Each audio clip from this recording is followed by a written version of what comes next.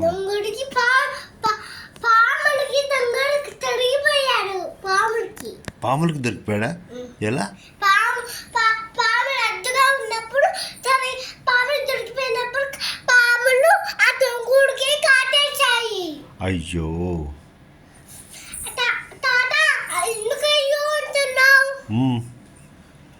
మరి దొంగడు కరిస్తే మరి చచ్చిపోతాడు కదా నాన్న పాపం.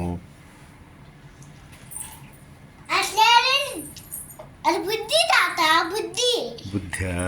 బుద్ధి చెప్పాలా? అవునా? తను మంచివాడు కాదు తాత, తను మంచివాడు కాదు, తను చెడ్డవాడు. ఆహా, అందుకని పాము కరిస్తే ఇంకా వాడికి బుద్ధి వచ్చిందా? అచ్చా, ఓకే. ఇంకా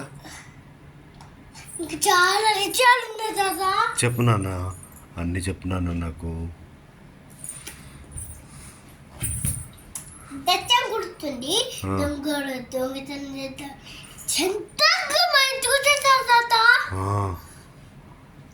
నేను ఇతక సిమెంట్తో కట్టుకున్నా, లేదంటే ఇతకతో కట్టుకుని నేను ఇతక సిమెంట్తో కట్టుకున్నా కదా.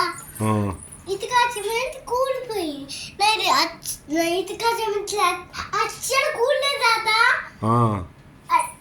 ఆ దొంగడు చిన్న నుంచి వెళ్ళామనుకున్నానే. నేను కింద బంత పెట్టి దాని కింద ఒక నీళ్ళ గుంటలు పెట్టేశాను.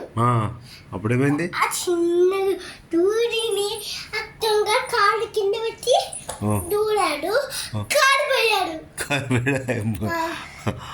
మరి తప్పించుకున్నావురా? నేను క్లారేదా తాత. అవునా? నేను ఏది పట్టుకున్నామని మంచి పెట్టాను. ఓ, మంచి ఐడియా వేసావు.